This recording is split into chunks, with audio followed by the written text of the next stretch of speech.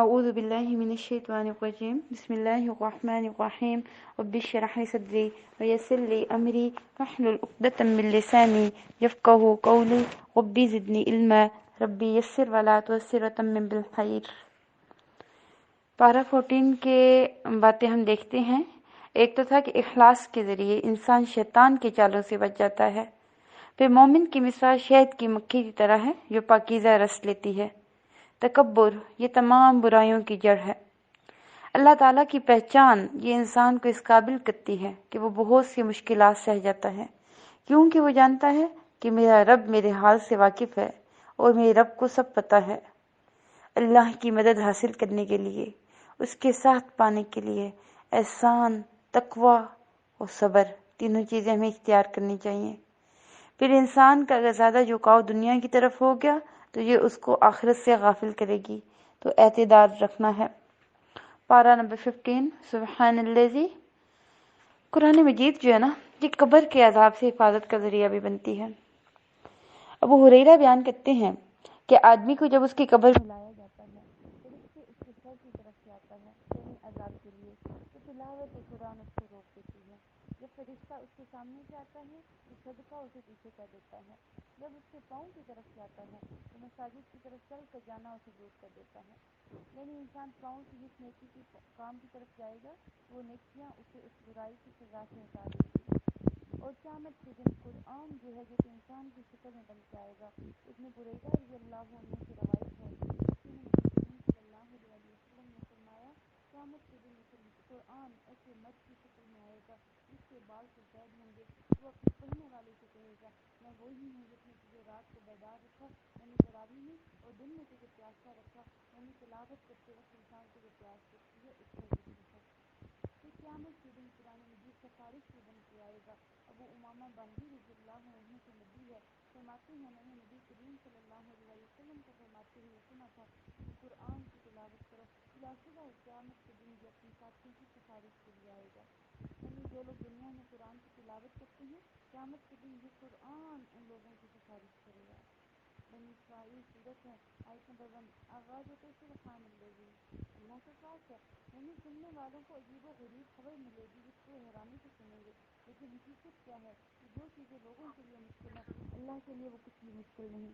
ویسے بھی جس بارے میں گفتگو کی جائے گی بڑی اہم گفتگو ہے، اور کیا ہے کہ وہ ذات جو اپنے بندے کو لے کر راتوں رات مسجد حرام مکہ سے مسجد اقصی یعنی فلسطین کی طرف لے کے چلی گئی، اور وہ جگہ کیسی ہے جس کے آس پاس ہم نے برکتیں بھی عطا کی، کیونکہ وہاں کی سرزمین بھی زرخیز ہے، وہاں قدرتی نہریں بھی ہیں، باغات اور پھل بھی ہیں، وہ زمین انبیاء کا مسکن بھی رہی۔ اس سفر کا مقصد کیا ہے کہ ہم اپنے بندے نبی کریم صلی اللہ علیہ وآلہ وسلم کو اپنی بعض نشانیوں میں سے دکھائیں۔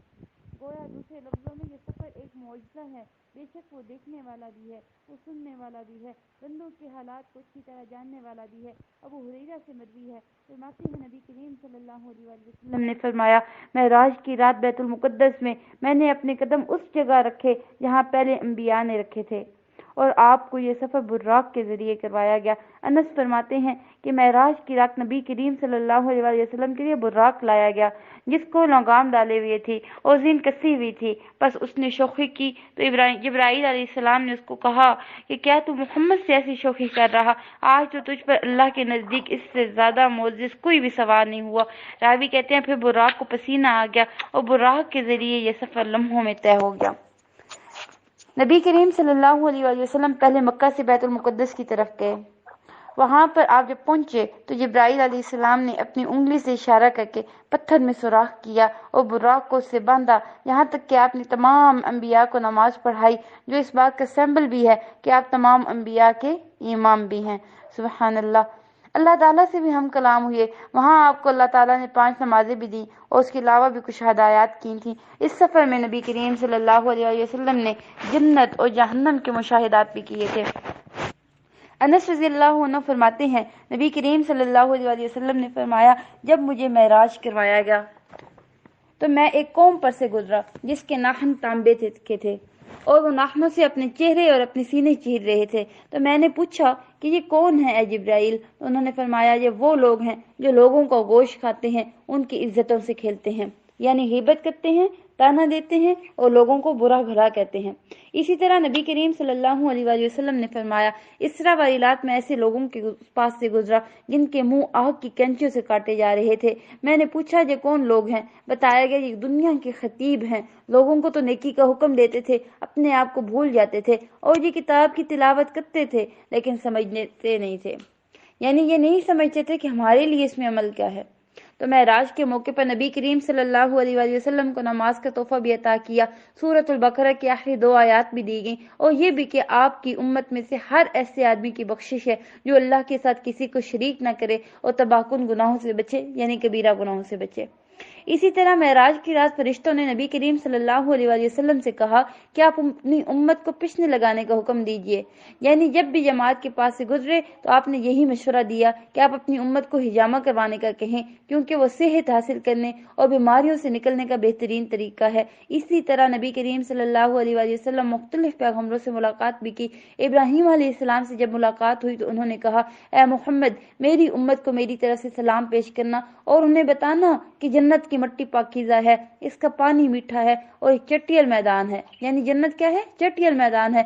सुब्हानल्लाहि वल्हम्दुलिल्लाहि वला इलाहा इल्लल्लाहु वल्लाहु अकबर, ये कहना है और ये कह के वहां पे रख लगाने हैं। जितना ज्यादा हमारा जिक्र होना है, इतनी ही हमारी जन्नत जो है वो सरसब्ज होनी है। आयतों में तौरात बनी इसराइल के लिए थी, उम्मत मोहम्मद और क़यामत तक के लोगों के लिए क्या है? वो कुरान मजीद है। कासास बनाने का मतलब क्या है? जिनके हवाले इंसान अपना काम कर दे, उनकी हाजतें पूरी करे, तो सारी हाजतों को पूरा करने वाला सिर्फ और सिर्फ अल्लाह की ज़ात है। आयत 3 में अल्लाह ताला ने खास तौर पर नूह अलैहिस्सलाम की शुक्रगुजारी की तारीफ फरमाई और मकसद क्या है कि हम भी इस तरह शुक्रगुजारी बने। यानी शुक्रगुजार बंदा बनने के लिए सख्त मेहनत करनी पड़ती है। मुगीरा रज़ियल्लाहु अन्हु कहते हैं, नबी करीम सल्लल्लाहु अलैहि वसल्लम खड़े होते ताकि नमाज पढ़ें, यहाँ तक कि आपके दोनों पाँव या दोनों पिंडलियां सूज जाती। इससे मुताल्लिक कहा जाता है कि आप इतनी मुशक्कत क्यों करते? तो आपने फरमाया, क्या मैं अल्लाह का शुक्रगुजार बंदा ना बनूं? यानी शुक्रगुजारी सिर्फ जबान से नहीं है, ये अमल के जरिए है और आजकल तो इस अमल का बड़ा अच्छा मौका है। इसी तरह शुक्रगुजारी में इंसान जो कुछ भी खाता है या पीता है उस पर भी अपने रब को याद कर ले, सुबहान अल्लाह पढ़ के वो आगाज करे, अल्हम्दुलिल्लाह कह के अल्लाह का शुक्र अदा करे, तो वो उसके लिए बरकत ही बरकत है। आयत 5 में आइए, जब बनी इसराइल ने पैगंबरों को कत्ल करना शुरू किया, यानी हजरत ईसा अलैहिस्सलाम के कत्ल के मंसूबे बनाए, इसी तरह हजरत यहया को कत्ल किया। इसकी पादाश में अल्लाह ताला ने इन पर जालिम बादशाह मुसल्लत किए, जिनकी वजह से इनको तबाह बर्बाद करके रखा गया। यानी पहले हमले के बाद हमने हालात बदले, जब तक तुम्हारी अंदर तब्दीली आई हमने भी तुम पर अजाब उठा लिया। पहला हमला जो था वक्त मसर का था, फिर इसके बाद हमले होते गए, फिर उन्होंने हजरत जकरिया और हजरत यहया को कत्ल किया, हजरत ईसा के कत्ल के मंसूबे बनाए और जहाँ जहाँ गलबा पाते गए उन्हें तहस तहस किया गया। तो बात क्या है कि जब भी बनी इसराइल ने अच्छा रवैया इख्तियार किया, अल्लाह ने उनके दिल फेर दिए और जब उन्होंने अल्लाह के पैगाम पहुंचाने वालों के साथ बुरा मामला किया तो अल्लाह ने उनको अजाब चखा दिया। तो ये एक बुनियादी कायदा भी है, अल्लाह रब्बुल इज्जत से डर के जिंदगी बसर करेंगे, नेकियों की तरफ रुग़बत करेंगे और जो भी नेकी करता है वो दरअसल अपने लिए करता है। आयत 8, यानी अगर तुम बदले तो तुम भी पकड़े जाओगे। तो कितना बड़ा सबक है।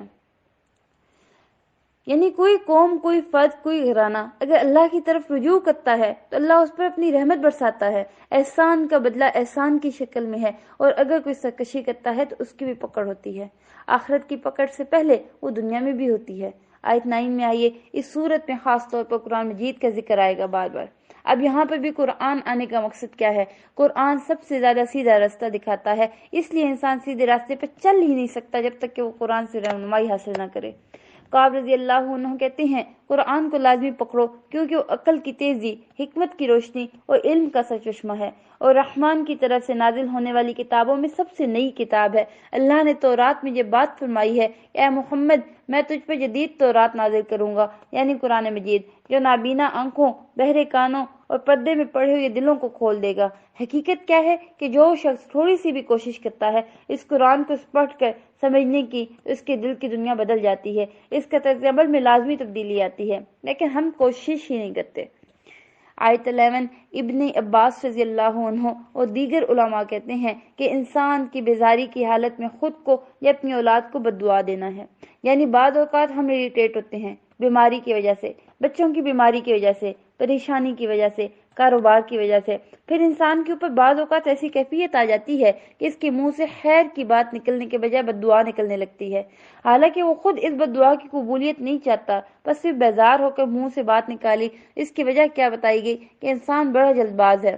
بنیادی طور پر اس آیت میں ان لوگوں کی مذمت کی جا رہی، ان کو ڈانٹا جا رہا جو غصے کی حالت میں اپنے لیے یا اپنے مال یا اپنی اولاد پر بد دعا کرتے ہیں، حالانکہ اس وقت انہیں اطمینان کے ساتھ بھلائی کی دعا کرنی چاہیے۔ یاد رکھیے، قبولیت کے وقت میں کی گئی بد دعا بھی قبول ہوتی ہے۔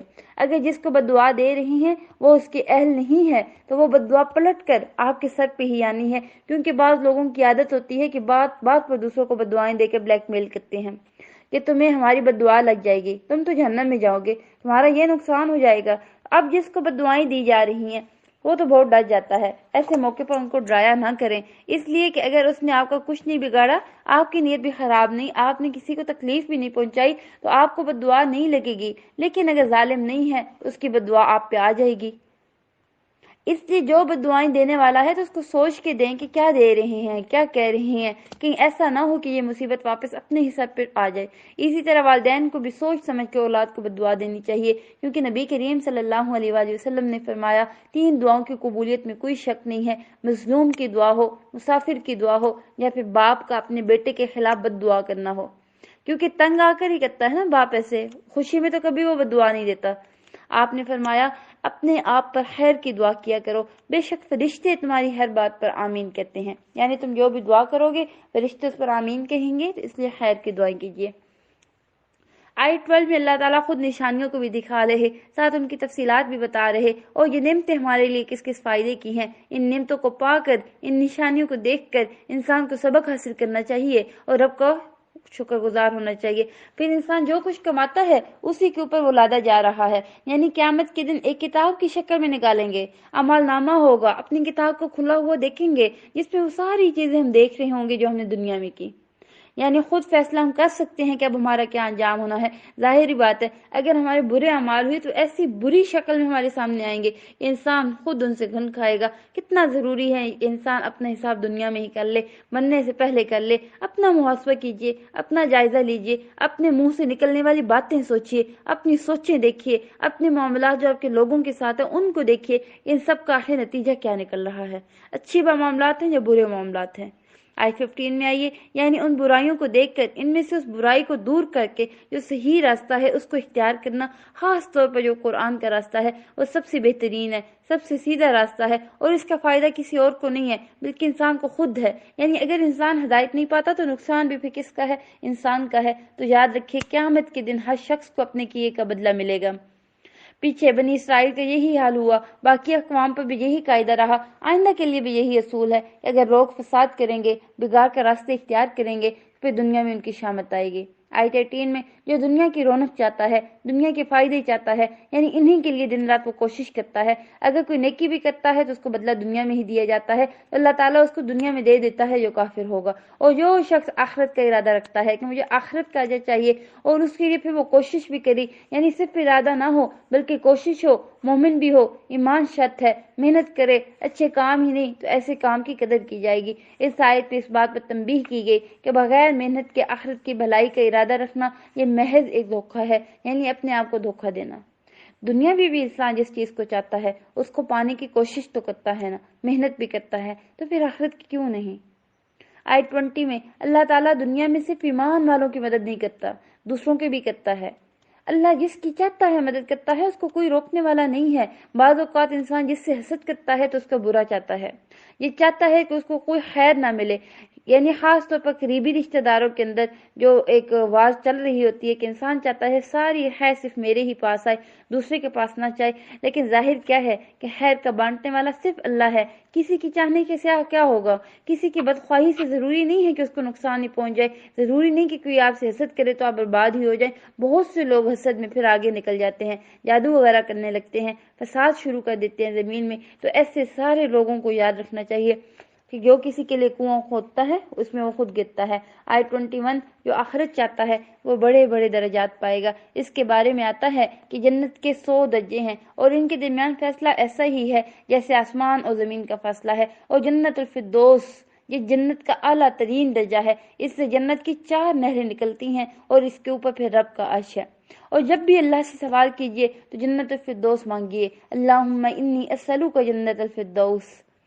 آیت نمبر 22، یعنی تمہاری کوئی مدد نہیں آئے گی، اللہ کے سوا کوئی اور الہ ہی نہیں، کوئی رازق ہی نہیں، کوئی مالک ہی نہیں، کسی کے پاس اختیار ہی نہیں، کوئی دینے کے قابل ہی نہیں۔ پھر جب تک تم اللہ کو چھوڑ کر کسی دوسرے کی طرف راغب رہو گے، اپنی توجہ، اپنی رغبتیں، اپنی تمنائیں، اپنی فریادیں کبھی پوری نہیں کر پاؤ گے۔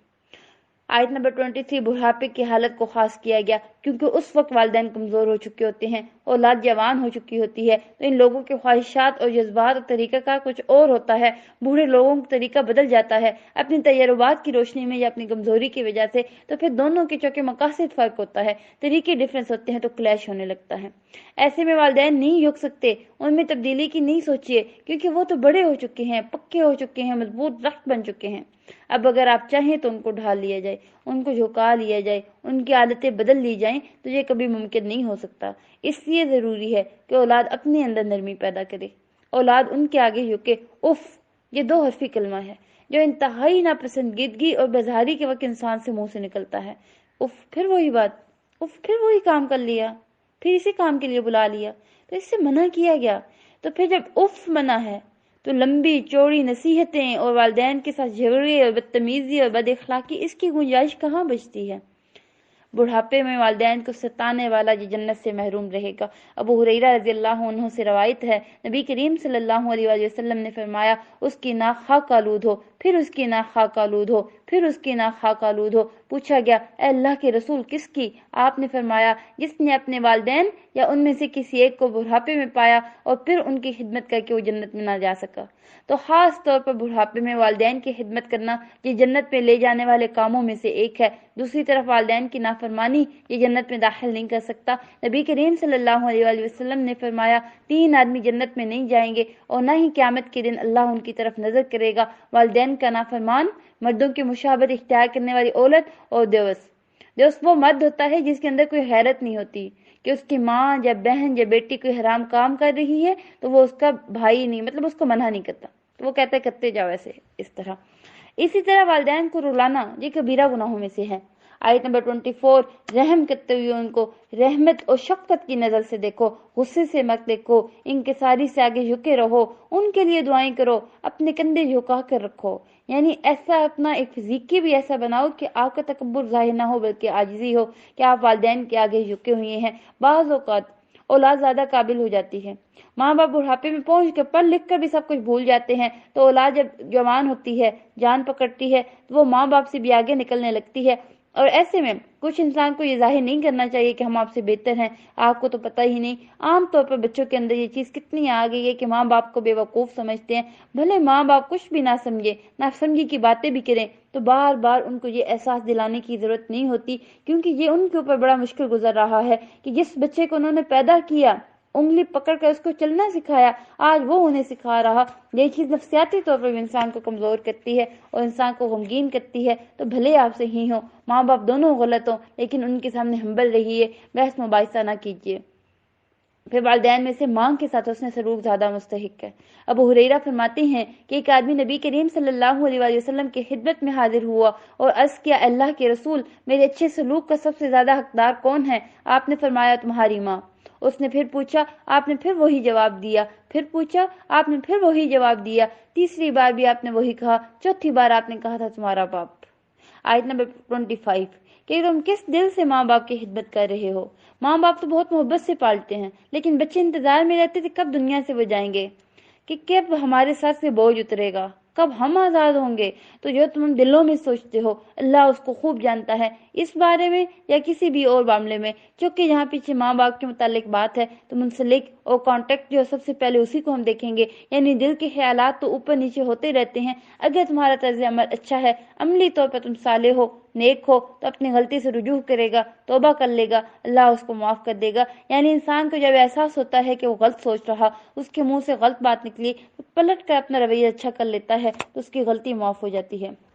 آیت 26، تبذیر، اس کا مطلب بذر یعنی بیج، جیسے بیج پھیلا دیا جاتا ہے کھیت میں، وہ تو بہرحال اگ گیا جاتا ہے، لیکن بظاہر ایسا لگتا ہے کہ مٹی میں جا کر گم ہو گیا، اس لیے مال کو ایسی تشبیہ دی گئی، اور پھر خاص طور پر خواہشات پر خرچ کرنا، وہ بھی ضرورت سے زیادہ، ڈیکوریشن کے اوپر بہت زیادہ خرچ کر دینا، لباس کے اوپر، اور لباس میں وہ جو ضرورت کا نہ ہو، یعنی صرف دکھاوے کا، اس پہ خرچ کرنا، اسی طرح ناجائز چیزوں پہ خرچ کرنا، ضروریات میں بھی حد سے زیادہ خرچ کرنا۔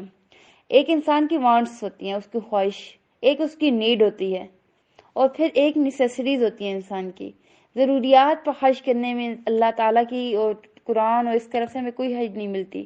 نیڈز، یہ بعض اوقات انسان بہت زیادہ بڑھا لیتا ہے، یہ بھی ضرورت ہے، یہ بھی ضرورت ہے، ہر چھوٹی موٹی چیز بائی جاتے کہتے ہیں تو یہ بھی ضرورت ہے، یہ بھی کام آ جائے گی، اور بعض اوقات اسی طرح سوچ سوچ کے غیر ضروری چیزیں بھی ہم خرید لیتے ہیں۔ اور وانٹس، خواہشات، اس کی تو لمٹ ہی نہیں ہے، پھر اس میں انسان حد سے بڑھ جاتا ہے، اور اسی کو تو فضول خرچی کہتے ہیں۔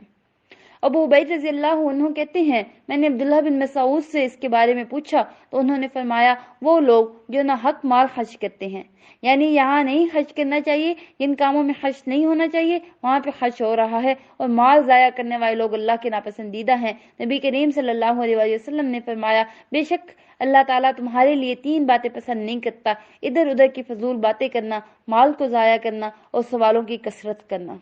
آیت نمبر 28، بعض اوقات انسان کے پاس اتنا نہیں ہوتا کہ وہ دوسرے کی ضروریات پوری کر سکے، تو ایسے میں بد اخلاقی سے بات نہ کیجیے کہ تم تو روز مانگنے آ جاتے ہو، وہاں میں نے کوئی فیکٹریاں لگائی ہوئی ہیں، طرح طرح کی باتیں جو حد سے بڑھی ہوئی ہیں، دوسروں کی تکلیف دینے والی ہیں، وہ نہیں کرنی چاہیے۔ مثلاً اگر کوئی سمجھتا ہے کہ آپ کے پاس بہت کچھ ہے، وہ آپ سے قرض مانگنے کے لیے آ جاتا ہے، تو آپ ہینڈ ٹو ماؤتھ ہیں، بظاہر دیکھنے میں چونکہ مالی حالات، مشکلات کسی کے سامنے ذکر نہیں کر سکتے، تو لوگ آپ کو خوشحال سمجھتے لگتے ہیں، اس کے منہ سے بھی کوئی ایسی بات ہی نہیں نکلی کہ یہ بھی ضرورت مند ہے، لیکن اس وقت آپ واقعی نہیں دے سکتے۔ اور قریبی رشتہ داروں بھی آپ کے ساتھ ایسی معاملات ہیں، قریبی سوشل سرکل ہے، اس میں بھی ایسی صورتحال ہے، تو انسان کو اچھی بات کے ذریعے دوسرے کا دل خوش کر دینا چاہیے۔ اگر وہ مال سے مدد نہیں کر سکتا یا کسی بھی طرح، تو بعض اوقات مال نہیں ہوتا، کسی کو آپ کی رائٹ چاہیے ہوتی ہے، کسی کو آپ کا وقت چاہیے ہوتا ہے۔ اگر آپ بہت مصروف ہیں، دوسرے کی مدد نہیں کر سکتے، تو بدتمیزی اور بد اخلاقی سے پیش نہ آئیں، اچھے طریقے سے معذرت کیجیے، یا آئندہ کسی وقت کے لیے وعدہ کر لیجیے۔ آیت 29، یعنی انسان خرچ کرتے ہوئے نہ تو انتہائی بخل کرے اور نہ بالکل ہی ہاتھ کھلا چھوڑ دے، یعنی درمیانی راہ، اعتدال یہ اپنا اختیار کرے۔ پھر والدین کے حقوق کے بعد اولاد کے حقوق، ان میں سب سے بڑا حق ان کی زندگی کا حق ہے، یعنی ان کو نہ پیٹ میں قتل کرو، نہ باہر آنے کے بعد اس ڈر سے، خاص طور پر کہ کہیں ہو ہی نہ جائے، مفلسی نہ آ جائے، محتاجی نہ آ جائے، اور اس ڈر سے پریگننسی ختم کر دینا کہ تم اس کا خرچ کہاں سے اٹھاؤ گے۔ یعنی ہم بہت میٹیریلسٹک ہو گئے ہیں، ہر چیز کو کیلکولیٹ کرتے ہیں، اتنی ہماری آمدنی ہے، اتنے ہمارے بچے ہیں، اتنا ان پہ ماہانہ خرچ ہوتا ہے، اگر ایک اور آ گیا تو ہمارا بجٹ آؤٹ ہو گیا تو پھر ہم کیا کریں گے۔ اللہ تعالیٰ اسی اعتبار سے وسیلے بھی تو پیدا کرے گا، بیماری یا کوئی اور وجہ بھی تو ہو سکتی ہے جس کی وجہ سے انسان اپنی تجدید و رات کرے، لیکن مال کی وجہ سے، وہ مفلسی کے ڈر سے نہیں، اس کی اجازت نہیں ہے۔ یعنی کوئی بھی ایسی بیماری ہو جس کی وجہ سے ڈاکٹر یہ کہہ دیں کہ اپنی اولاد کو یعنی ختم کر سکتے ہیں، وہ پھر بھی جائز صورت میں آ جاتا ہے، اس کے علاوہ نہیں آتا۔ اس آیت سے یہ بھی پتہ چلتا ہے کہ اللہ تعالیٰ اپنے بندوں پر والدین سے بھی زیادہ مہربان ہے، کہ اولاد کا قتل یہ کبیرہ گناہوں میں سے ہے۔ پھر حق کی بنا پر قتل کرنا یعنی قصاص، تو ولی کے اختیار کیا ہے، چاہے تو قصاص لے یا دیت لے یا معاف کر دے۔ اگر اس نے قتل ہی کرنا ہے تو اس میں زیادتی نہیں کرے گا کہ ایک کے بدلے وہ 4 کر دے، ایک قبیلے کے، یا اذیت دے کے وہ قتل کرے، ایسا کرنا جائز نہیں۔ آیت 34، سوچ سمجھ کر وعدے کیجیے اور سوچ سمجھ کر ان کو نبھایا کریں، کیونکہ قیامت کے دن تو سوال کیا جائے گا کہ وعدہ پورا کیا تھا یا نہیں کیا تھا، اور وعدہ خلافی یا منافق کی نشانیوں میں سے ہے۔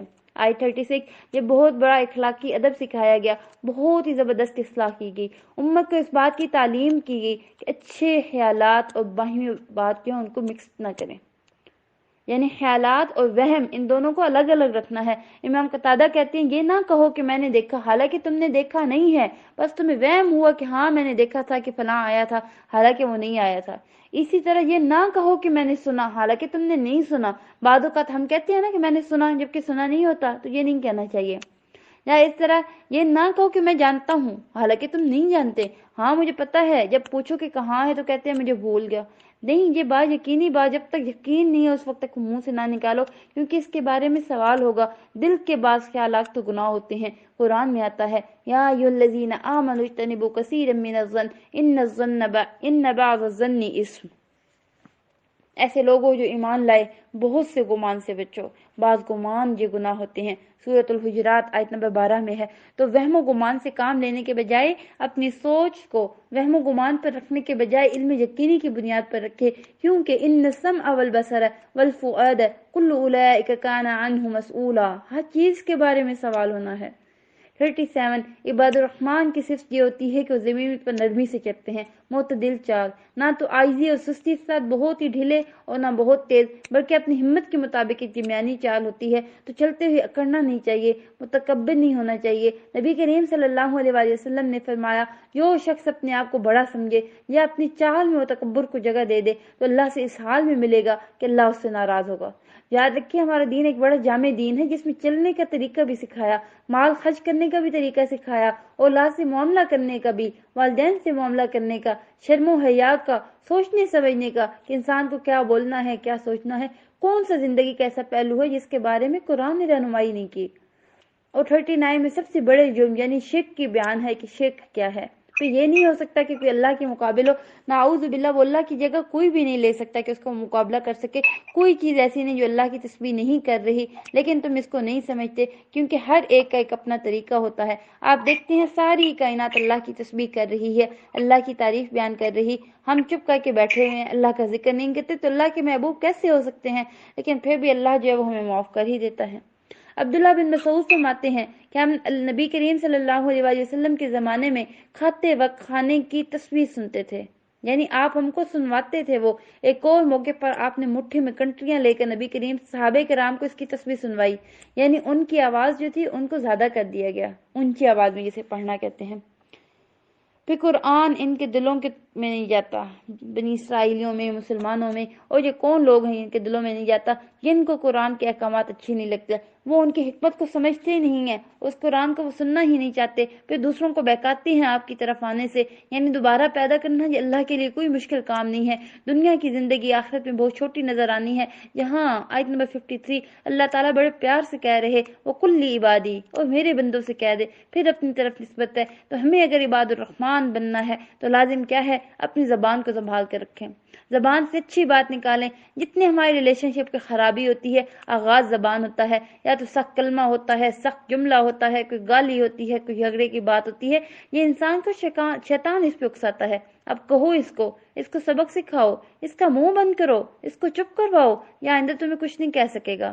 اس طرح کی بہت سی چیزیں شیطان انسان سے کروا دیتا ہے، جس کے نتیجے میں انسان دوسرے کے ساتھ اپنے تعلقات بعض اوقات ہمیشہ کے لیے خراب کر کے رکھ دیتا ہے۔ اور اس میں آپ دیکھیے بہت سے گھر بھی ٹوٹ جاتے ہیں زبان کی بے احتیاطی سے، تو آپس کے تعلقات خراب ہو جاتے ہیں زبان کی بے احتیاطی سے۔ تو بہت ضروری ہے کہ زبان کو سنبھال کر استعمال کریں، سوچ سمجھ کر بولیں، پہلے تولو پھر بولو۔ جو پوری امت کو یہ ادب سکھایا گیا، نبی کریم صلی اللہ علیہ وآلہ وسلم نے فرمایا، بے شک سلام عام کرنا، اچھا کلام کرنا، یہ ایسے اعمال ہیں جو بخشش کو واجب کر دیتے ہیں۔ پھر حدیث میں بھی آتا ہے کون سی چیز جنت کو واجب کرتی ہے؟ فرمایا تم عمدہ کلام کرو اور کھانے کھلانے کو لازم پکڑ لو، یہ دونوں چیزیں جنت میں لے جاتی ہیں۔ آیت 57 اہل عرب میں سے کچھ لوگ ایسے تھے جو جنوں کی عبادت کرتے تھے، ان میں کچھ جن مسلمان ہو گئے، اللہ کا قرب چاہنے لگے، اللہ کی رحمت کی امید رکھتے تھے، اللہ کے عذاب سے ڈرتے تھے، کیونکہ رب کا عذاب ہے ہی ایسی چیز جس سے ڈرا جائے۔ تو ان لوگوں کی طرف کہا گیا کہ جو لوگ ایسے جنوں کو پوچھتے ہیں، ان کو وسیلہ بناتے ہیں کہ یہ ہمارے مسائل حل کروائیں گے، ہماری بخشش کروائیں گے، وہ تو اب بھی اللہ کی رحمت کے امیدوار ہیں، رب کے عذاب سے ڈرتے ہیں۔ یعنی تم جس بھی مخلوق کو پکارو گے، ان دا سینس وہ خود بھی رحمان کی رحمت کی ضرورت ہے، چاہے کوئی بزرگ ہو، چاہے کوئی زندہ ہو، چاہے کوئی فوت چکا ہو، چاہے کوئی فرشتہ ہو، چاہے وہ انبیاء ہی کیوں نہ ہو۔ تو سب کے سب کس چیز کے متلاشی ہیں، کس چیز کے طلبگار ہیں؟ اللہ کی رحمت ہو جائے ان پر، اللہ کے عذاب سے وہ بچ جائیں، اللہ کی طرف جانے کا راستہ ان کو مل جائے۔ یعنی جب بھی بستی والے غلط کام کریں گے، اللہ کے غضب کو دعوت دیں گے، تو اللہ ان کو تباہ کرے گا، اور قیامت کے دن کو سب کو ہی تباہ کر دیا جائے گا۔ اب ان کے ایک اور سوال کا جواب ہے کہ معجزہ تو صرف ڈرانے کے لیے بھیجتے ہیں، وما جعلنا الرؤيا التي اريناك، واقع معراج ہے، والشجرة الملعونة، زقوم کا درخت کی بات کی جا رہی ہے۔ پھر شیطان کا ہے کہ میں ان پر قبضہ جماؤں گا، یعنی تمہاری اولاد بھی تمہاری نہیں رہے گی، میں اس کو اپنا بنا لوں گا۔ اور یہ ہم میں سے بہت سے لوگ دیکھ رہے ہیں، بچے ہمارے پیدا ہم نے کیا، پڑھانا لکھانا سب کچھ ہم نے سکھایا، خرچ ہم نے کیا، تعلیم ہم نے دی ان کو، اب جب بڑے ہو گئے تو کچھ سننے کو تیار نہیں۔ کون کیا ہوا؟ کون ان کو چک کے لے گیا؟ وہ شیطان تھا، کیونکہ اس نے یہ چیلنج دیا تھا کہ اگر قیامت کے دن تک مہلت مل گئی تو میں آدم کو نہیں بلکہ اس کی اولاد کو نسل در نسل بہکاتا رہوں گا۔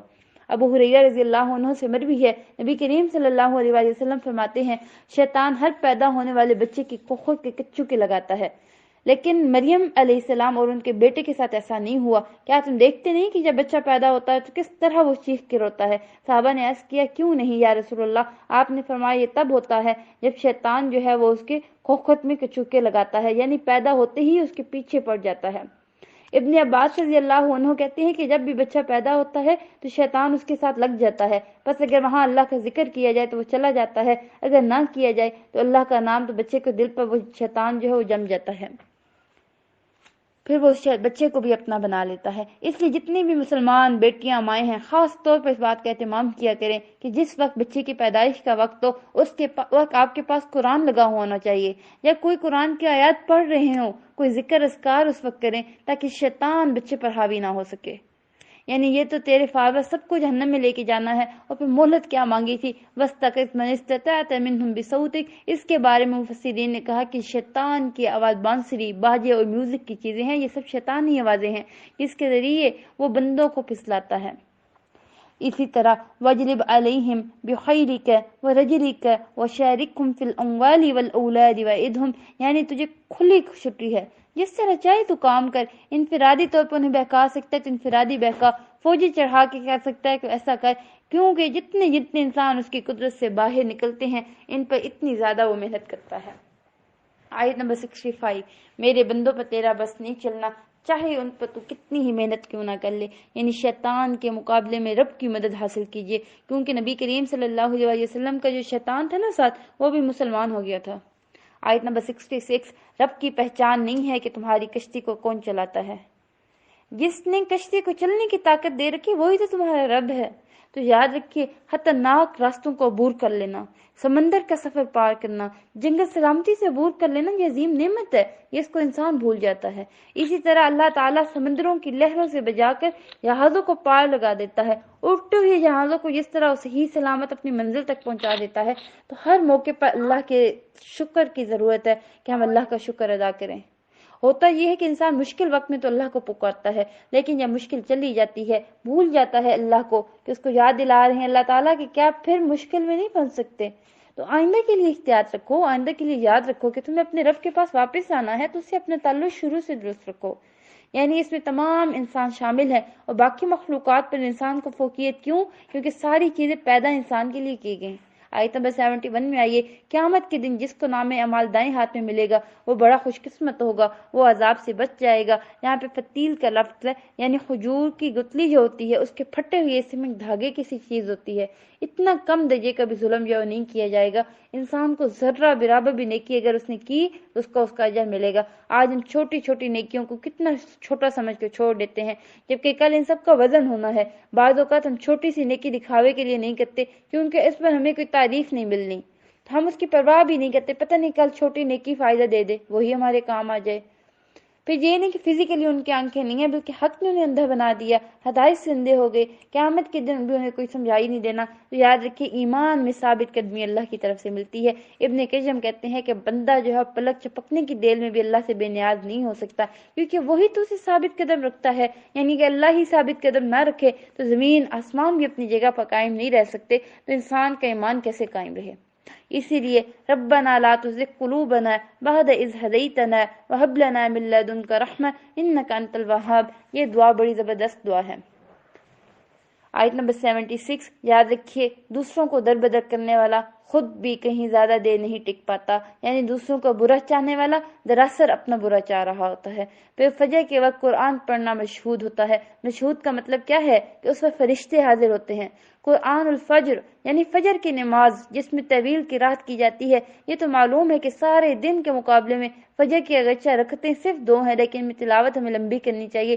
امام تو کرتے ہیں لیکن سب بھی دن میں جتنی صورتیں پڑھتے ہیں نماز میں، اس کے مقابلے میں فجر کی نماز میں زیادہ لمبی صورتیں ہونی چاہیے، کیونکہ بہت سے لوگ جن کو نیند آتی ہے وہ چھوٹی سی صورت پڑھ کر بس سونے کی کرتے ہیں کہ پھر کام پر جانا ہے، لیکن چلیں پھر بھی ٹھیک ہے، لیکن جب ویکنڈ ہو تو ضرور اس کا اہتمام کریں۔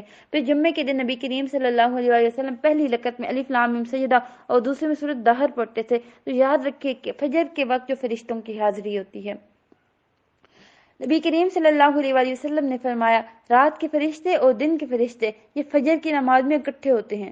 ابو ہریرہ فرماتے ہیں کہ اگر تم چاہو تو تم یہ آیت پڑھ لو، یعنی اس آیت کو پڑھ کے بتایا، لیکن اس کے علاوہ بھی قرآن کی تلاوت کرنے کا بہترین وقت دن کا آغاز یعنی فجر کے بعد ہے، اس وقت پڑھنے کی عادت بنانی چاہیے، چاہے تھوڑا سا کیوں نہ پڑھیں۔ نماز میں لمبا پڑھ لیا تو پھر انشاءاللہ وہ اس کے قائم مقام ہو جائے گا۔ آیت نمبر 79 یعنی رات کے وقت تہجد کی نماز ادا کیجیے۔ نبی کریم صلی اللہ علیہ وآلہ وسلم کے لیے یہ فرض تھی تہجد کی نماز، امت کے لیے یہ نفل ہے۔ مقام محمود کیا ہے؟ نبی کریم صلی اللہ علیہ وآلہ وسلم نے فرمایا لوگوں کو قیامت کے دن اٹھایا جائے گا، میں اور میری امت ایک ٹیلے پر ہوں گے اور میرا رب مجھے ایک سبز رنگ کی پوشاک پہنائے گا، پھر مجھے اجازت دی جائے گی اور پھر میں وہ کہوں گا جو اللہ چاہے گا، بس یہی مقام محمود ہے۔ یعنی اس وقت ساری مخلوق کی زبان سے آپ کی تعریف جاری ہو جائے گی۔ تو جو شخص اذان سن کر یہ دعا پڑھتا ہے اللہم رب هذه الدعوة التامة والصلاة القائمة آت محمد الوسیلة والفضیلة وابعثه مقاما محمودا الذی وعدته، یعنی قیامت کے دن اس کو پھر نبی کی شفاعت ملے گی ایسے شخص کو۔ یہاں ایک اور بات کا بھی ذکر ہے کہ تہجد رات کی نماز کو کہتے ہیں، رات کے نوافل کو، اسی لیے جو قیام اللیل ہے وہ بھی کہا جاتا ہے رات کا قیام۔ تو یہ رات کے شروع میں پڑھیں، تھوڑی دیر ٹھہر کے پڑھ لیں، سحر کے وقت پڑھ لیں، یہ سب قیام اللیل ہے، یہ سب کا اجر ہے۔ لیکن نبی کریم صلی اللہ علیہ وسلم کا طریقہ رات کے آخری حصے میں نماز پڑھنے کا تھا، یعنی پچھلے حصے جس کو ہم سحری کا وقت کہتے ہیں۔ تہجد ہوتے کیوں ہیں؟ یہ نیند توڑ کر اٹھنا، یعنی ایک دفعہ سوئیں اس کے بعد دوبارہ اٹھیں، تو جو نماز بھی نیند توڑ کر اٹھ کر پڑھی جاتی ہے وہ تہجد کہلاتی ہے۔ لیکن عمومی طور پر تہجد اس نماز کے لیے، یعنی رات کی ساری نمازوں میں سے کسی وقت بھی ہم رات کی تہجد جو ہے اس کو پڑھ سکتے ہیں۔ عشاء کے ساتھ بھی ہم تہجد پڑھ کے سو سکتے ہیں، اگر سوئے نہیں تو نوافل زیادہ پڑھ لیں، وہ تہجد ہو جائیں گے، کیونکہ کچھ لوگ دوبارہ اب نہیں اٹھ سکتے، کچھ لوگ سوتے ہیں عشاء کے بعد درمیان میں اٹھتے ہیں، پھر پڑھ کے پھر سو جاتے ہیں، پھر صبح دوبارہ اٹھتے ہیں۔ جو بھی طریقہ کسی کو سوٹ کرتا ہو وہ ضرور پڑھیں، لیکن فرض نمازوں کے بعد سب سے فضیلت والی نماز جو تہجد کی نماز ہے، رات کے وقت اٹھ کر نماز پڑھنا، نوافل پڑھنا، ان میں دعائیں بھی قبول ہوتی ہیں۔ اب بہت سے لوگ سوال کرتے ہیں کہ تراویح فرض ہے یا تراویح سنت ہے یا تراویح کیا ہے؟ اب نفل نماز ہے، پڑھو گے تو بہت بڑا اجر ہے۔ نبی کریم صلی اللہ علیہ وسلم نے کیا فرمایا تھا؟ جو رمضان کی راتوں کو قیام کرے گا ایمان اور ثواب کی نیت سے، تو اس کے پچھلے سارے گناہ معاف ہو جائیں گے۔ تو یہ تراویح گناہوں کی معافی کا ذریعہ ہے۔ آیت نمبر 82، جو ایمان رکھتے ہیں قرآن ان کے حق میں شفا کرتا ہے اور ہر طرح کی بیماریوں سے شفا ہے، رحمت کا باعث بھی ہے، یعنی قرآن سے رحمتیں اور برکتیں بھی آتی ہیں ان کی زندگیوں میں۔ لیکن جو ظالم ہے پھر اس پر ایمان نہیں رکھتے یا جو ایمان رکھ کر اس کے اندر سے نقص نکالتے ہیں، ان کے لیے یہ ایمان سے اضافہ کرتا ہے، یعنی ان کے قرآن سے ہدایت نہیں ملتی، یہ صرف ان کے نقصان بن جاتا ہے، بلکہ اور زیادہ وہ دور چلے جاتے ہیں ہدایت سے۔ امام مجاہد اور قتادہ فرماتے ہیں جو بھی قرآن کے ساتھ مجلس اختیار کرتا ہے، اکیلے یا سب کے ساتھ مل کر، جیسے ہم یہاں ایک کلاس کی شکل میں ہوتے ہیں، تو وہ جب اٹھ کر جاتا ہے تو وہ اضافے کے ساتھ جاتا ہے یا کمی کے ساتھ جاتا ہے، یعنی اگر تو وہ کچھ لے کے گیا یا اللہ کی کتاب کو اس نے سنا، اچھا اس میں سے پکڑ لیا تو پھر تو اضافے سے گیا، اگر اس کے دھیان ادھر ادھر تھا تو پھر وہ گموا کر گیا۔ یعنی یہاں تک شفا کی بات ہے تو اللہ کی کتاب سے علاج کرنے میں کوئی حرج نہیں۔ خاص طور پر سورۃ فاتحہ کو لازم پکڑ لیں جب بھی بیمار ہو۔ عام طور پر اپنے اوپر سورۃ فاتحہ پڑھ کر دم کر سکتے ہیں، بچوں کو دم کیجیے۔ حضرت عائشہ فرماتی ہیں نبی کریم صلی اللہ علیہ وآلہ وسلم ایک مرتبہ ان کے پاس تشریف لائے تو دیکھا کہ ایک عورت عائشہ کا علاج کر رہی ہیں یا ان کو دم کر رہی ہیں، آپ نے ان سے فرمایا کہ کتاب اللہ کے ساتھ ان کا علاج کرو۔ پہلے بھی آپ کو بتایا گیا کہ آیات شفا کا، جس میں قرآن کے وہ خاص آیات جن کو پڑھنے کی دعائیں قبول ہوتی ہیں، اور پھر نبی کریم صلی اللہ علیہ وآلہ وسلم کی شفا کے لیے جو مستون دعائیں ہیں ان کو لازمی پڑھیں۔ جب بھی کوئی بیمار ہو تو فوراً دوا لیں، بے شک اچھی تیمارداری ساتھ کریں، لیکن دعائیں لازمی ہیں۔ اسی طرح یہاں بھی کہا گیا کہ ظالموں کے خسارے میں اضافہ کرتا، تو ہمیں ظلم سے بچانا ہے، اور ظلم کرنے والے جو ہیں وہ شیطان قرآن سے فائدہ نہیں اٹھا سکتے۔ اب ظلم کیا ہے؟ کسی کو اس کے حق سے محروم کر دینا، چاہے ایک ماں بچے کو دودھ نہ پلا کر اس سے حق سے محروم کرتی ہے، یا کسی سے کوئی کام لے کر اس کی پوری اجرت نہیں دینا جو اس سے طے کی گئی، یا اس طرح کی اور بھی گھریلو زندگی کی ہزاروں مثالیں ہیں، جیسے شوہر کا بیوی کو حق نہ دینا، بیوی کا شوہر کو حق نہ دینا، بچوں کو اگنور کرنا، ان کی ضروریات پوری نہ کرنا، ان کی صحیح تربیت نہ کرنا، ان کے اندر ایمان نہ پیدا کرنا، تو یہ سارے ظلم ہیں۔ کل بھی ہم نے 3 اس کی قسمیں پڑھی تھی کہ اللہ اور بندے کے درمیان ظلم، پھر بندوں اور بندوں کے درمیان ظلم، اور پھر اللہ کے بارے میں جیسے شرک وغیرہ تھا۔ آیت 33 نعمت جب بھی ملتی ہے بے وفائی کرتے ہیں، لیکن مومن کیا کرے گا اس پہ؟ جب نعمت ملے گی تو شکر کرے گا، جب مصیبت آئے گی تو وہاں پہ صبر کرے گا۔ لوگ آپ صلی اللہ علیہ وسلم سے سوال کرتے ہیں کہ روح ہمارے اندر کہاں سے آ گئی؟ تم یہ ساری باتیں سمجھ نہیں سکتے؟ دیکھیے حج مثال کے طور پر کسی مریض کے مرض کے پہچاننے کے لیے ڈاکٹر بننا ضروری ہے۔ ایک اس کے لیول پہ جا کے ہمیں اگر علم نہیں ہے تو ہم بیماری کبھی نہیں سمجھ سکتے، صحیح طور پر اس کو تشخیص نہیں کر سکتے۔ اسی طرح روح کا مسئلہ بھی سمجھنے کے لیے ہمیں ایک لیول ہونا چاہیے، علم ہونا چاہیے، وہ ہمارے پاس نہیں ہے، وہ دنیا میں ہی نہیں ہے وہ علم، تو کہاں سے حاصل کرو گے؟ کہاں سے روح کو سمجھو گے؟ تو فی الحال دنیا میں بس اتنا جان لو کہ تمہارے رب کے حکم سے آئی ہے تمہارے اندر، اور جب رب کا حکم آتا ہے پھر وہ چلی بھی آتی ہے اور پھر وہ چلی بھی جاتی ہے، نہ ہمارا آنے پہ کنٹرول ہے نہ جانے پہ کنٹرول ہے، یہ تو آزاد ہے، اللہ کے حکم سے آتی جاتی ہے، تو پھر کیا فکر؟ جب آتی ہے تو زندگی لاتی ہے، جب جاتی ہے تو انسان کو موت آ جاتی ہے۔ آیت 88 میں آئیے، جیسا کہ میں نے پہلے عرض کیا کہ سورۃ بنی اسرائیل میں قرآن کا بڑا ذکر ہے، تو نبی کریم صلی اللہ علیہ وسلم رات کو اسے سونے سے پہلے پڑھا کرتے، اور آپ فرماتے کہ یہ میرے قدیم مال میں سے ہے، یعنی ابتدائی دور کی صورتوں میں سے ہے۔ ابتدائی دور کی صورتوں میں عموماً توحید کے استدلال ہے، دلائل جانتے ہیں، یعنی قرآن جو ہے اس کو ثابت کرتا ہے۔ آیت نمبر 89، قرآن کو سمجھانے میں کوئی کسر نہیں چھوڑی، لیکن کچھ لوگ جو ظالم ہوتے ہیں ان کو اس کی سمجھ نہیں آتی۔ کوئی ایک مطالبہ، بعض اوقات ایسا ہوتا ہے کہ زندگی میں کوئی شخص آپ سے بے پناہ حجتیں کرتا ہے تو یہ غلط ہے، یہ کیوں ہے آخر؟ تو آپ اس کے جواب میں ایک بات سے اس کی بات ختم کر سکتے ہیں۔ ضروری نہیں ہوتا کہ ہر وقت آپ دوسروں کو لمبے چوڑے دلائل سے اس کی بات سمجھاتے رہیں۔ جیسے بچے ہوتے ہیں، بعض اوقات بڑے ان کے مطالبات ہوتے ہیں، انہیں سیل فون چاہیے، انہیں گاڑی چاہیے، انتظار کرتے رہتے ہیں کب نیا مطالبہ کریں، اور جب آپ کہتے ہیں یہ نہیں ہو سکتا تو ناراض ہو جاتے ہیں، پھر ایک کے بعد ایک دلیل لاتے ہیں، آپ کے پاس ایموشنلی وہ بلیک میل کرتے ہیں، ان کے سر سے وہ بات نکلتی ہی نہیں، ایک ہی بات ہوتی کہ انہیں چاہیے۔ ایسے میں جو چیز درست ہے فوراً اس سے ان کو کریں، بے شک اگر نہیں ان کی یہ درست، جو مرضی بچہ کرتا رہے اس کو کبھی وہ چیز نہ لے کے دیں، اس کی ضرورت کی نہیں ہے۔ ایک دفعہ اگر آپ نے نہ کر دی، 2 دفعہ ستائیں گے، 3 دفعہ ستائیں گے، چوتھی دفعہ ان کو خود ہی پتہ چلنا ہے کہ مجھے یہ چیز نہیں ملنی۔ اب جو اتنے مطالبے اہل مکہ کرتے تھے کہ یہ کیوں ہوا، یہ ایسا کیوں، یہاں پہ کیوں تنگ کر رہے، تو یہ مطالبے ان کے اپنے اوپر ہونا شروع ہو گئے، یعنی جو چیز فائدے کی نہیں، جو کام کرنے کا نہیں، اس کو نہیں کرنا۔ بچوں کو بھی یہ بات پتہ ہونی چاہیے، اس بات پر نہ ہو چکی، اب دوبارہ نہیں کرنی وہ بات۔ اصل میں کیوں نہیں مانتے یہ مطالبے؟ کیونکہ اگر مان لیے جائیں پھر ایک نیا سیٹ مطالبہ آنا شروع ہو جاتا ہے، اور ہماری ماؤں کا کیا حال ہے کہ 2 دفعہ تو ہم نہ کرتے ہیں، 10ویں دفعہ بچے کے رونے پہ ہم ہاں کر دیتے ہیں اس بات پر۔ تو کیا نبی کریم صلی اللہ علیہ وسلم کا کام یہی تھا کہ وہ لوگوں کو کرشمہ دکھاتے، ان کو مسحور کرتے؟ ایسا اچھا کام ہے، بے شک حیران کن چیزیں بتاتے، لیکن ہدایت کا کام کریں، تعلیم دے بچوں کو۔ اس لیے جہاں بھی کوئی بھی آپ پہ بہت زیادہ غمگین کرے یا لمبی چوڑی آپ سے بات کرے، وہاں مختصر بات کرنا سیکھیے۔ کہا گیا ان ساری باتوں کے جواب میں آپ صرف ایک بات کہہ دیجئے، قل سبحان ربی هل كنت الا بشرا رسولا، پاک کہ وہ میرا رب، وہ لا سکتا ہے سارے معجزے۔ تو یہاں یہ بات پتہ چلتی ہے کہ نبی کریم صلی اللہ علیہ وسلم اللہ کے رسول ضرور تھے، اس کے ساتھ ایک بشر بھی تھے۔ یہ جو ہم نے جھگڑا کھڑا کیا کہ آپ نور سے پیدا ہوئے ہیں، آپ انسان نہیں تھے، آپ کا سایہ نہیں تھا، یہ غیر متعلقہ باتیں ہیں۔ آپ کو آنے کا مقصد کہاں ہے؟ آنے کا مقصد لوگوں کو مسحور کرنا نہیں ہے، عجیب و غریب باتیں دکھانا نہیں ہے، اپنی ذات کے بارے میں عجیب و غریب باتیں مقصود نہیں ہے، اپنے آپ کو منوانے نہیں آئے تھے، اللہ کا پیغام سنانے آئے تھے۔ اسی طرح داعی دین کو بھی اپنے مقصد پر فوکس کرنا چاہیے۔ بعض اوقات ہم ایسی چیزوں کے لوگوں کو دین کی طرف لانا چاہتے ہیں کہ وہ کسی طرح اٹریکٹ ہو جائے۔ بات یہ ہے کہ جس کے اندر سچی طلب ہے وہ اتنی بات کو اٹریکٹ ہو جائے گا۔ اخلاص میں بڑا ویژن ہوتا ہے، اپنے انگے سنسیئر پیدا کریں، اپنے کاموں کو اللہ کی خاطر کریں۔ اس میں آپ دیکھیں گے کہ عام طریقے سے بھی جو کام کرتے ہیں وہ بہت بڑا اچھا کام ہوتا ہے۔ بعض اوقات کسی 5 اسٹار ہوٹل میں کھانا کھانے کی سہولت ہمیں نہیں ملتی، تو آپ اپنے مٹی کے ہنڈیا میں کھانا بنا کے دیکھیے کیسا ذائقہ ہوتا ہے۔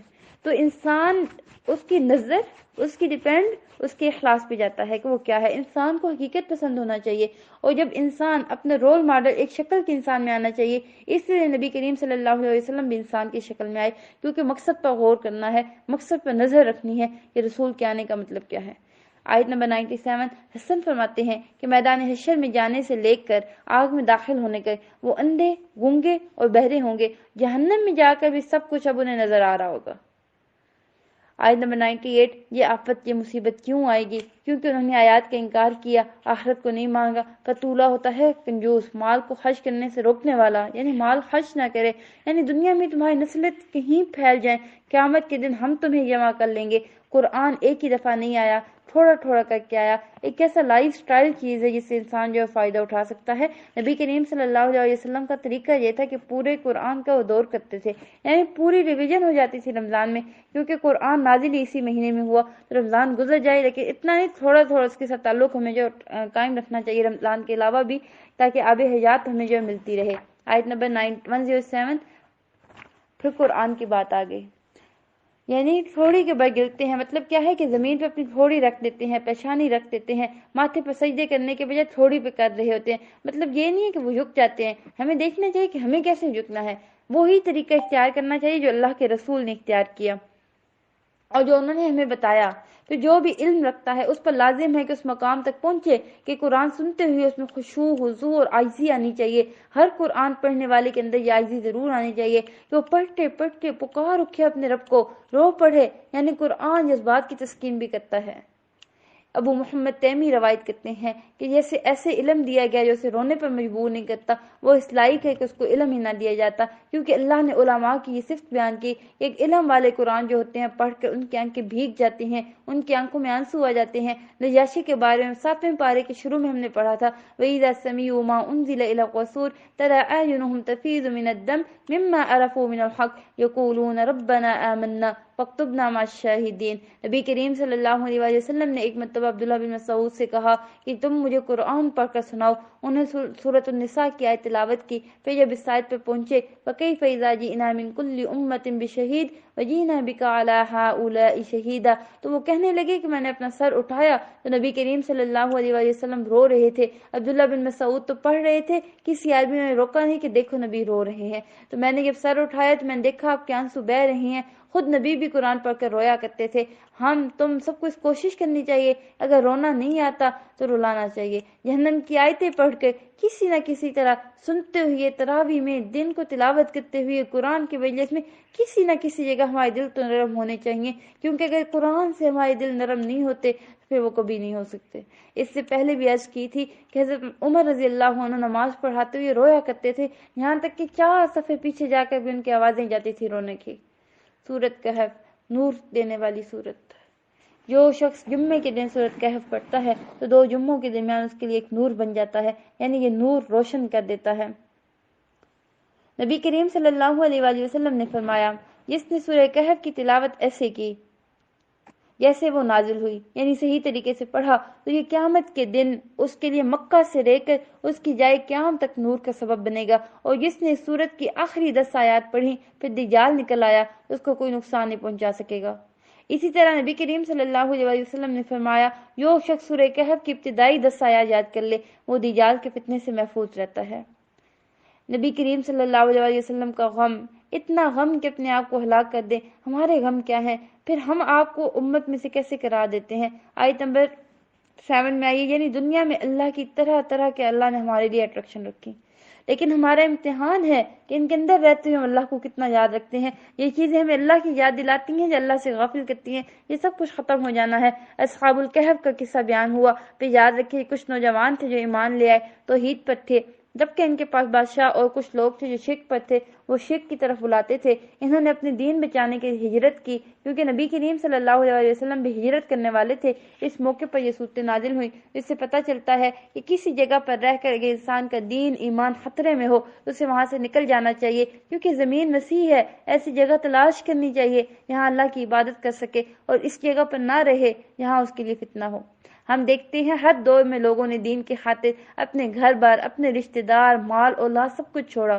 اسی طرح فتنوں سے بچنے کے لیے بھی نبی کریم صلی اللہ علیہ وسلم نے فرمایا، وہ زمانہ قریب ہے جب مسلمان کا بہترین مال اس کی بکریاں ہوں گی، جس کو لے کر وہ پہاڑوں کی چوٹیوں اور بارش کے مقامات کی طرف نکل جائے گا، وہ فتنوں کے راہ فرا اختیار کرے گا، اپنے دین کو بچا لے گا۔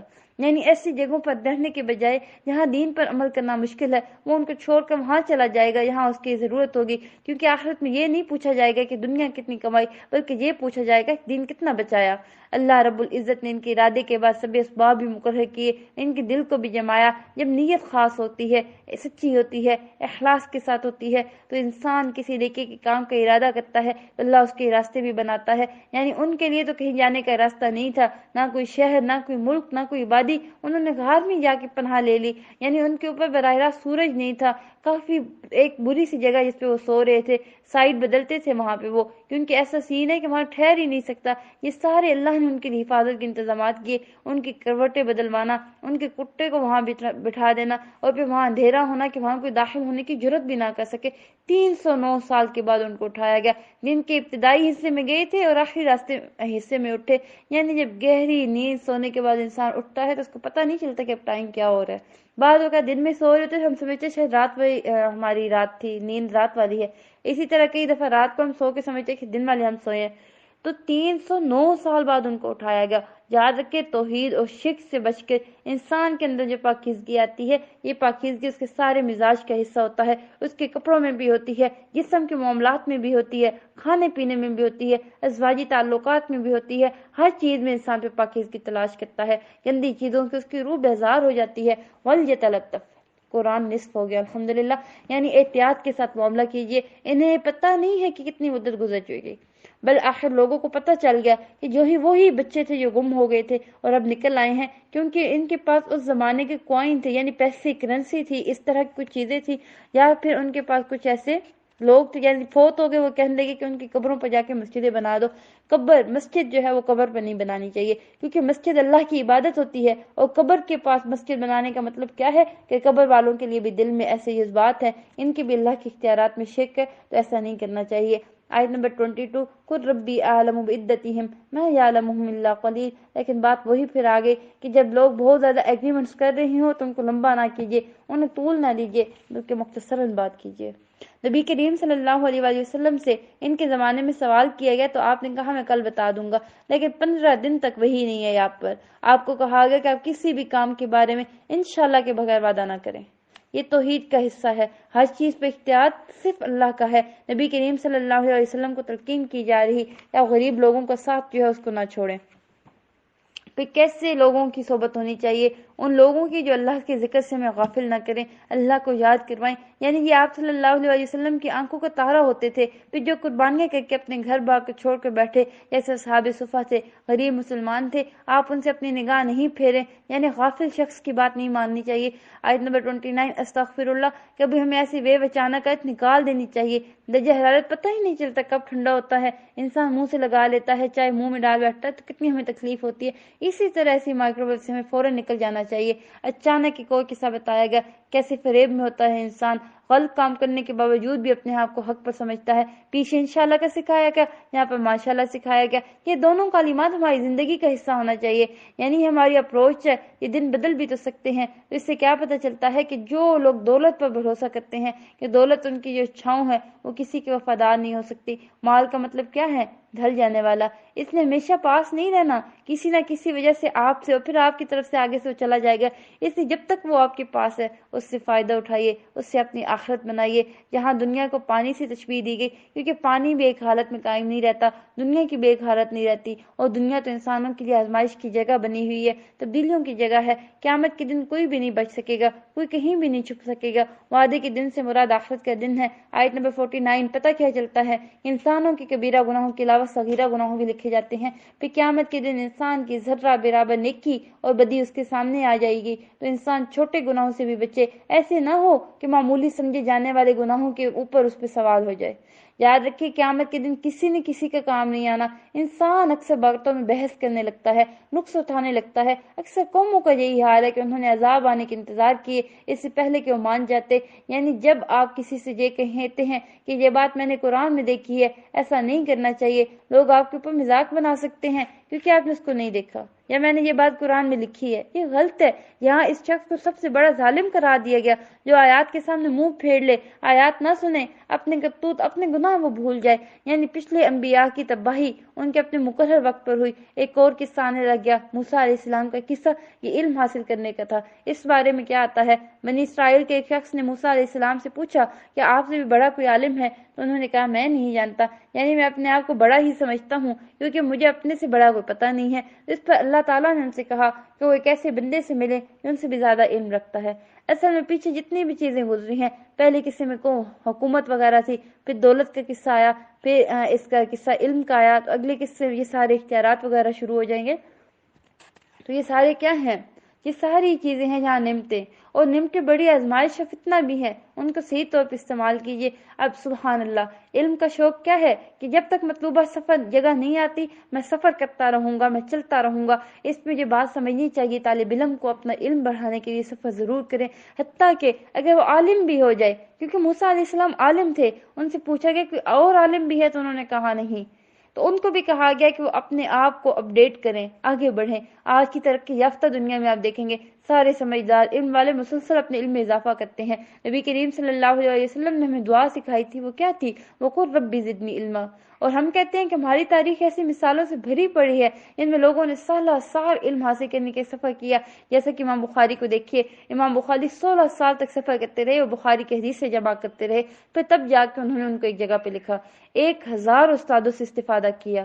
پھر اسی طرح امام بخاری جابر بن عبداللہ کے بارے میں کہتے ہیں کہ جابر بن عبداللہ نے عبداللہ بن انیس سے صرف ایک حدیث سیکھنے کے لیے 1 مہینے کا سفر کیا، اور وہ سفر بھی آج کی طرح کا سفر نہیں تھا، بڑی مشقت والا تھا، لیکن علم کا سفر تھا، اس کو جاری رکھا۔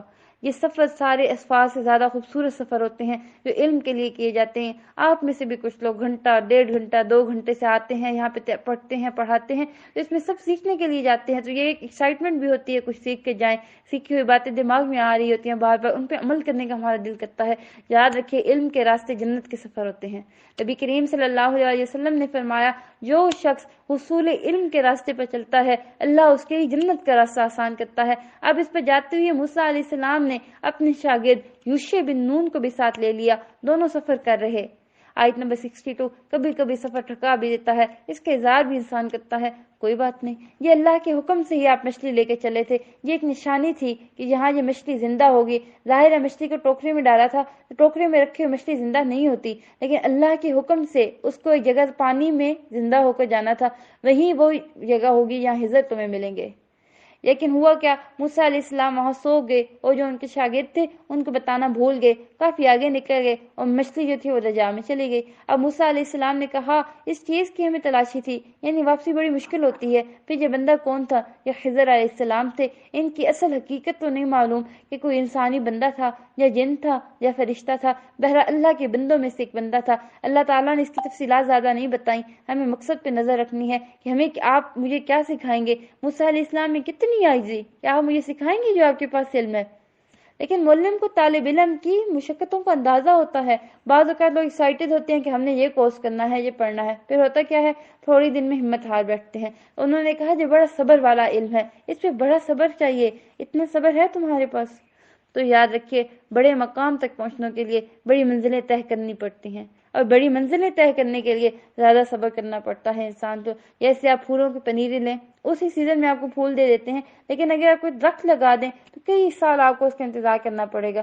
تو یہ انتظار صبر مانگتا ہے، بعض اوقات آپ اس کا پھل بھی نہیں کھا پاتے، یا کہ نسلیں کھا رہی ہوتی ہیں، اس کو بھی پھر کیا کہا، صبر کہا، یعنی معذور بھی سمجھا۔ تو موسیٰ علیہ السلام ایکسائٹڈ ہے۔ استاد اور شاگرد کے بیچ میں جو رشتہ ہوتا ہے وہ ایسا ہی ہوتا ہے، اگر شاگرد استاد کی بات نہ مانے تو وہ سیکھ ہی نہیں سکتا۔ مثلاً استاد کہتا ہے کہ 10 دفعہ یا 7 دفعہ پڑھ کے آئیے، اب وہ اس سے نہیں پڑھتا تو کہاں سے یاد ہونا۔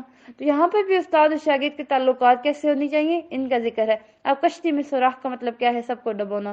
موسیٰ علیہ السلام چپ نہ رہ سکے، بہرحال علم کے راستے میں برداشت کرنا، استاد کی بات ماننا یہ ضروری ہے، کیونکہ بعض اوقات انسان کو نہیں پتہ ہوتا انسان کو یہ بات کیوں کہی گئی، اس کا نتیجہ کیا ہوتا ہے، اس کا مقصد کیا ہے، اس کی حکمت کیا ہے۔ وہ یہ صرف کوئی دنیاوی علم نہیں ہوتا، کوئی دینی علم، کوئی بھی علم ہے آپ کو دنیاوی ہے یا دینی ہے، اس میں صبر کرنے ہوتا ہے، اس میں صبر چاہیے ہوتا ہے۔ ایک ڈگری حاصل کرنے کے کئی سال ہم صبر کرتے ہیں، ڈاکٹر بننے کے لیے بھی زیادہ پڑھنا پڑتا ہے، کتنا ہم صبر کرتے ہیں۔ اسی طرح گھر کے کام کاج سیکھنے کے لیے بھی صبر چاہیے ہوتا ہے۔ جب نیا نیا کھانا پکانا سیکھتے ہیں تو چاہتے ہیں جلدی سے پک جائے، سکھانے والے کہتے ہیں یہ کیوں ڈالا، یہ دیکھو اس میں دھواں نکل رہا ہے، جل رہا ہے، پانی زیادہ ہو گیا، کم ہو گیا، یہ سارے مرحلے سیکھنے سے تو آتے ہیں، لیکن صبر سے آتے ہیں، لیکن سیریس پن ہمارا علم حاصل کرنے میں بھی ہونا چاہیے۔ اللہ تعالیٰ ہمیں بہترین معاملے میں، بہترین انداز میں علم سیکھنے والا بنائے، علم کو آگے پھیلانے والا بنائے، اس علم پر عمل کرنے والا بنائے۔ سبحانک اللہم بحمدک، نشہد ان لا الہ الا انت، نستغفرک ونتوب الیک۔ السلام علیکم ورحمۃ اللہ وبرکاتہ۔